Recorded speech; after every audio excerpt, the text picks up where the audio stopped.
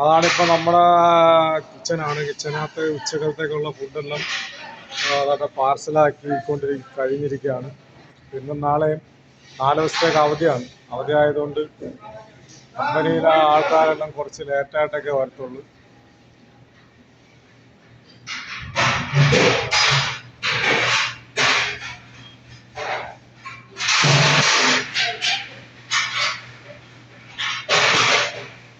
ആ നിൽക്കുന്ന 2 പേരാണ് പാർസൽ ചെയ്യുന്ന ആൾക്കാർ. ഇവിടെ കിച്ചനെല്ലാം ക്ലീൻ ആക്കിക്കൊണ്ടിരിക്കുന്നു. നമ്മുടെ വീഡിയോ കാണുന്നവരെല്ലാം ഇത് സപ്പോർട്ട് ചെയ്യുക,